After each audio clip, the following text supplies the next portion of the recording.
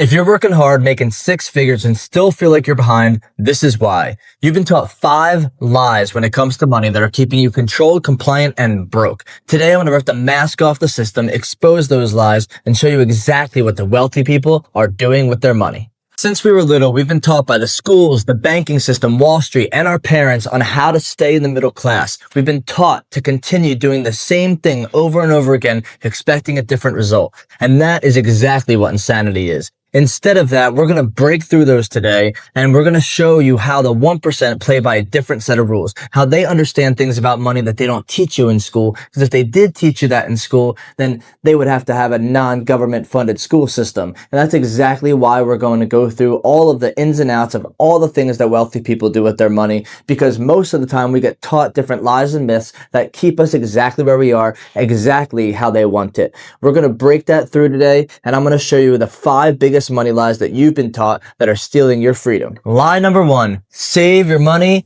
in the bank.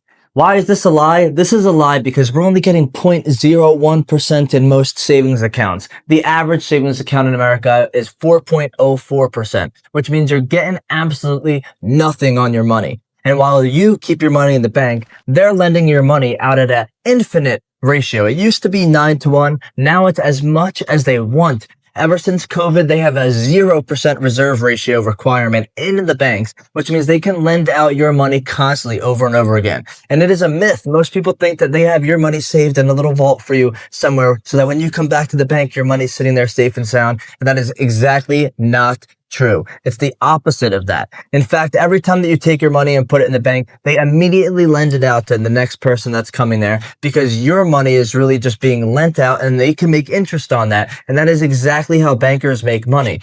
Most people do not understand the banking system, yet banking is the most important business in the world, because as Nelson Nash says in the book, Becoming Your Own Banker, without banking, all business would come to a screeching halt. Just think about it. Every single day you put all of your money into someone else's bank, and then the bank lends money against it, and you write checks against it so you can spend money on the things that you want in your life. And we don't even think about it anymore. We get direct deposit in the banks. We have immediately have all of our money go to them so that they can lend out all of our money, and then we have to suffer through this over and over and over again, and we never have the time to be able to get ahead. The system is designed against us, and it's not until you start understanding the banking system, you start understanding what's going on behind the veil, and you start taking responsibility for you being able to become your own banker, that you can actually do something about it. Because without awareness, you can't solve any problems. And so what do the wealthy do instead? They actually put their money into overfunded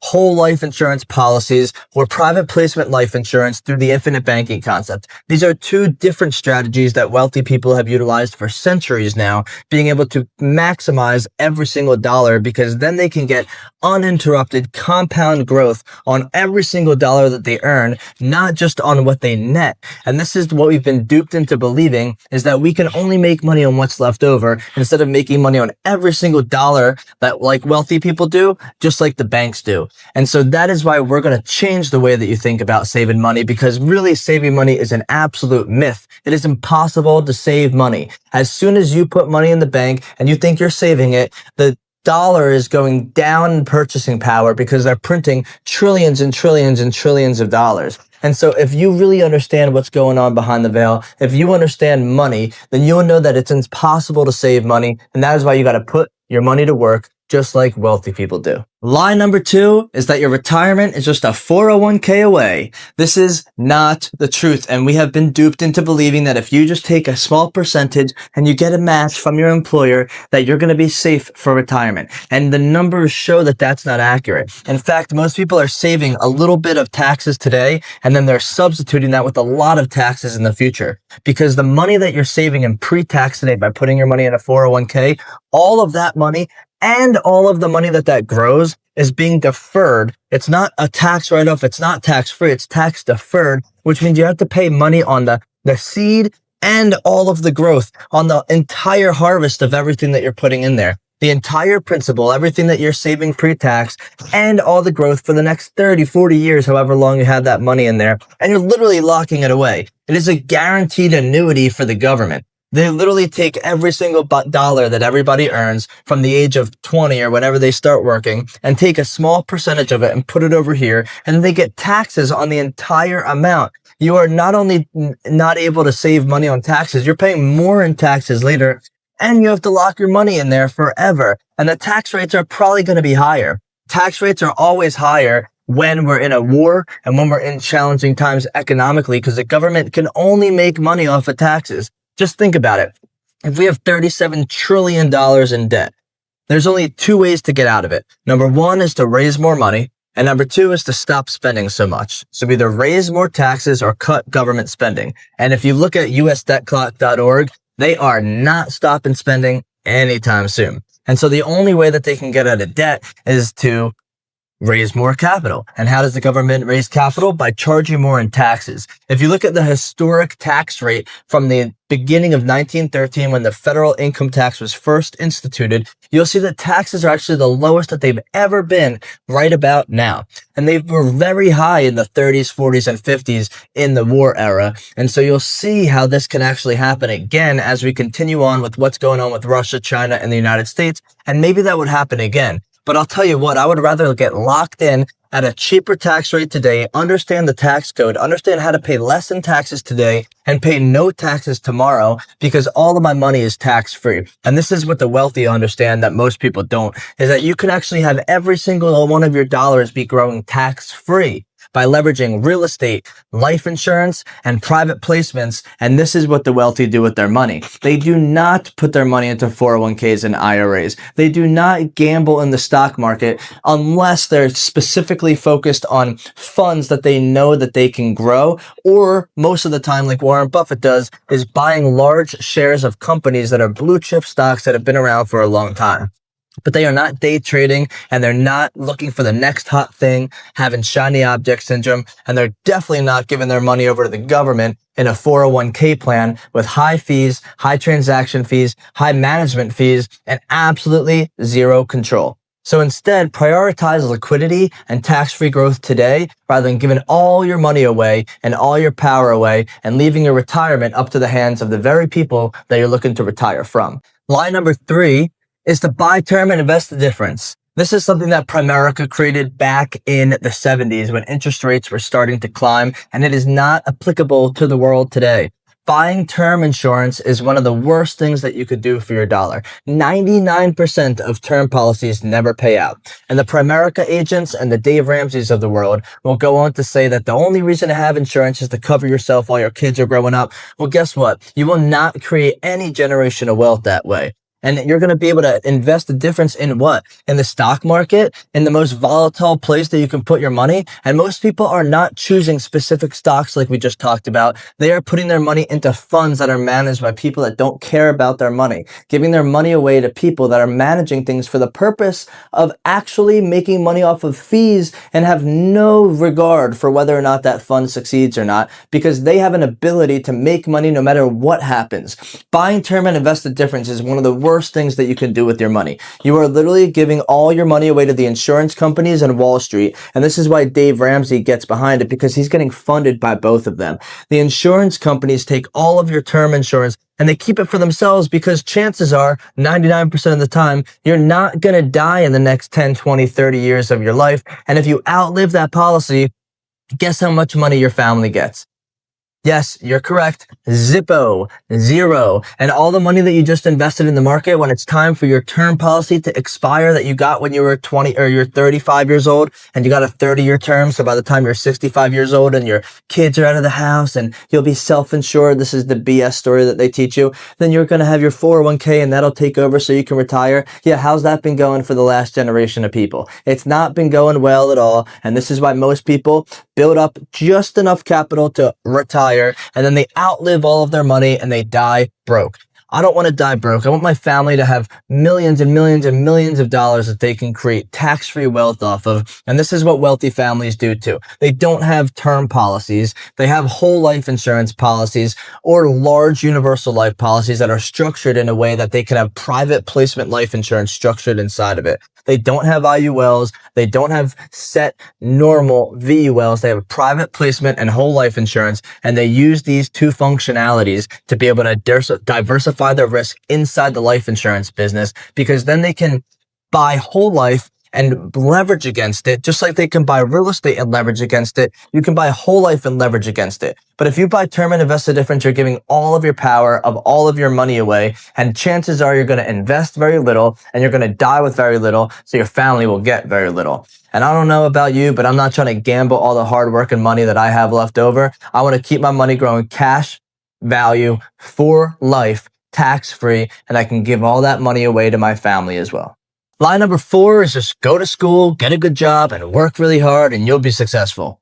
That is not the case. I'll tell you a quick story about Josh. When I was 21 years old, I dropped out of college at 20 years old and opened up a couple Philly cheesesteak franchises. And again, I was 21 years old. I had people working for me that were 50 years old, and they worked really damn hard. They worked super hard. They cleaned the floors, they made hoagies, they made cheesesteaks, they made a bunch of food, and they did it for the last 20 years. But guess what? They were making $10, $12 an hour. And so you can't just go to school, get a job, and work really hard anymore. You got to actually understand how to create income for yourself and increase your income. Stop trading your time for money. Now, at the same time, the only thing that you could possibly do is trade your time for money. But instead of you doing it off of the efforts of yourself only, you want to do it off the efforts of other people as well. This is what Rockefeller said when he said, I would rather make 1% off of 100 people than 100% off of my own efforts. And it's important to learn this as you scale into business ownership. Most people in the world today are entrepreneurs. And the reality is that they are only self-employed. If they go down, their business goes down. If they can't succeed, their business doesn't succeed. You want to create systems, processes, duplication in your business so that you eventually don't have to be there. Now, on the flip side of what I'm saying is you got to work your butt off for a really long period of time so that you can build assets with the money that you earn. You do not want to just work till the day that you die, but you also don't want to live your life for the purpose of retiring when you're 40 years old. I think that's a BS thought process, and this 4-hour work week is something that we brought into the world today. Every single person that I know, every billionaire that I know, every high net worth individual that I know worked their butt off for a long period of time. And when I say long period of time, I mean 20, 30, 40, 50 years at what it is that they mastered over the course of time, that it looked like they had an overnight success. And it's not the case. You got to work your butt off. So many people come into the business and think that they can just do something easily, think they can do something for a little bit of time. They say, I've been doing this for a really long time, and it's been 6 months since I started working.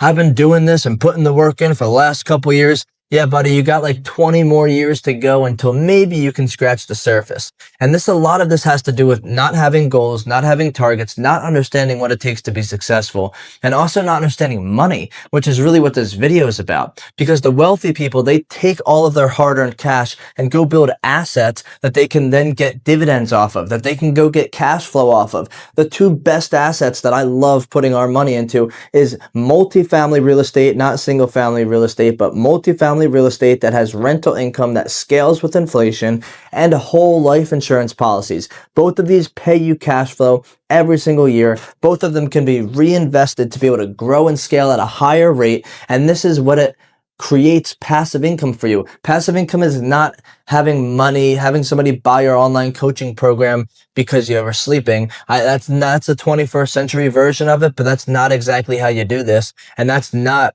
what wealthy families have been doing for generations to come. That's not what the Rockefellers did. It's not what Warren Buffett did. You have dividends that are paid to you every single year, every single month as you continue building those assets. And this comes in the form of either rental income or dividends in a life insurance policy. And you do have to go work hard. You do have to be educated. You do have to do those things, but it's not as simple as just go to school, get good grades, go to work, get a job and then you'll be successful. You have to now beg somebody to hire you. And if you don't do a good job, they'll let you go immediately. And this happens over and over again. You can even have a great job for 30 years and then a big company can cut you because you didn't develop your skills enough or because you didn't work hard enough. And you got to do all of this at the same time. You got to go to school, not necessarily college, but you got to be educated at what you do. Not educated in the Ivy League form, not educated in the school form, but you got to be a master at what you do. And if you're not a master right now, you got to educate yourself. Go learn from books, audios. We have a beautiful blessing that we've been born in, that we have an information age right now where we can go around and get all the information we could possibly want about any given subject matter to make you an expert. Whether you're in sales, marketing, real estate, operations, people, whatever you're doing, whether you're designing cars, whatever you're doing, you can go out there and go learn everything you could possibly want to know about it. But it's up to you to actually go out there and make the work hard and do the work so that you can make the money, so that you can buy the assets that'll pay you over time. Don't forget to be able to buy those assets and build those things so that you can create the true dividends, not just some overnight income that you made because you were trying to get rich quick.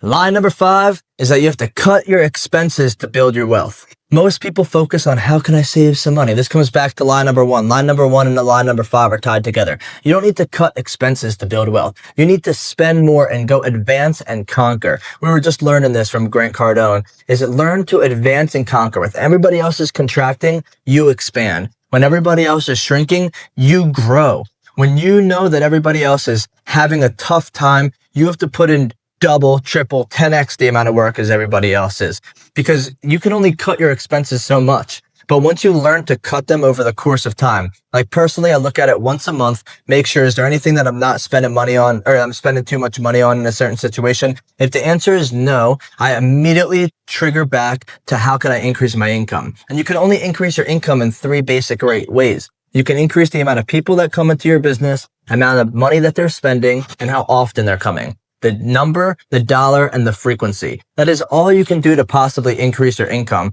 And you can only shrink yourself so far. And you definitely cannot shrink yourself to financial freedom. You have to be able to grow your income, expand your mindset, expand what you're doing, and take all the money that you work so hard for and go throw it back down on yourself. Bet on you, bet on your business, bet on you creating the life that you always wanted, because wealthy people focus on expansion, not contraction, on multiplying capital, not trying to save capital. I don't know any successful person that saved their way to being a billionaire. Now you have a new money operating system. We're going to replace all of your lies with truths. This first one is to control your money instead of looking for ROI. Instead of looking for how can you get rich and how can you try to figure this out, focus on controlling your capital. So many people, all they do is think about how can I earn, and they don't focus on keeping and multiplying. The second thing is have liquidity instead of having your money locked up. Liquidity is king. Cash flow is king. Cash is also king during economic downturns. If you can jump on a property or jump on a business opportunity and you can smack some hard cash on the table, you will get that opportunity over somebody that doesn't have it.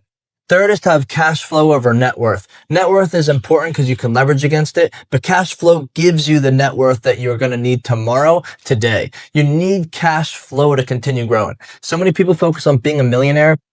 Being a millionaire is not the same as having $1 million in cash flow. I would rather have $1 million in cash flow than be a millionaire all day long. Because anybody in the world today that's got a $500,000 in a 401k and a $500,000 home and doesn't have any debt, well, that's $1 million and they're a millionaire. And that's not exactly what you want to do if you want to create real wealth in the world. You want to have a ton of cash flow so you can have a 10x net worth. So you can have hundreds of millions or billions of dollars of net worth. You want to also be able to, number 4 is leverage against your dollar instead of just labor for it every time. You want to be able to create all the money and go store it over here where you can leverage it. Because so many people go out there and they work hard and then they stash it in the corner. This is exactly what Jesus Christ was talking about in the parable of the talents in the Bible, is that you can't go take your talents and go bury them in a hole. Don't take all the hard work that you had and go put it somewhere where you have to save it. And then when somebody comes to get it, they're going to take it away from you. This is exactly what people do. And they take all their money and they put it in a little hole and they dig it because they're scared. Instead of being able to take that money money, go multiply it in the marketplace. And the last one is to have legacy over lifestyle. Lifestyle, I live in the home of lifestyle. Everybody in Miami is driving around a nice car, looking at bling. The only reason I bought this watch was because one of my mentors told me, hey, if you're going to go build a business in Miami, you need to have a little bit of something, because I had a $100 watch and a $20 belt, and I had like $20 shoes from Amazon. They said, if you want to go attract high quality people, you need to have some high quality stuff. But everybody else is out there chasing lifestyle. All I care about is my legacy. Now, I care about my wife, my dog, our team, my family. I want them to have a good lifestyle, but I don't care about a lifestyle myself. Despite with the suit and the hair and the watch and all the stuff that I work hard to create an image of myself, to create a persona of myself, to attract high net worth individuals. Outside of that, underneath all of this, Josh likes to hang out at home, watch some good movies, and be able to read a book on my balcony in some shorts and a tank top with some beat up Nike sneakers.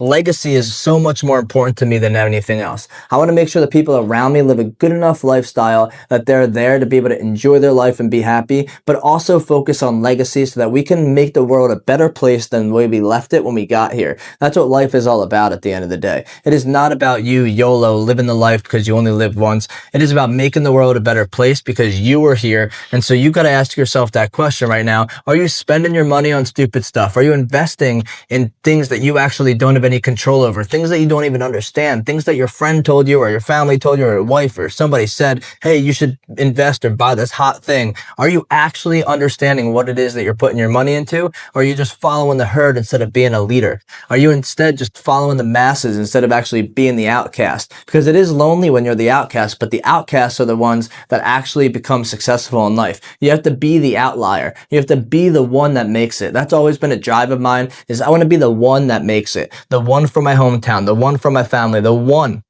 Are you the one?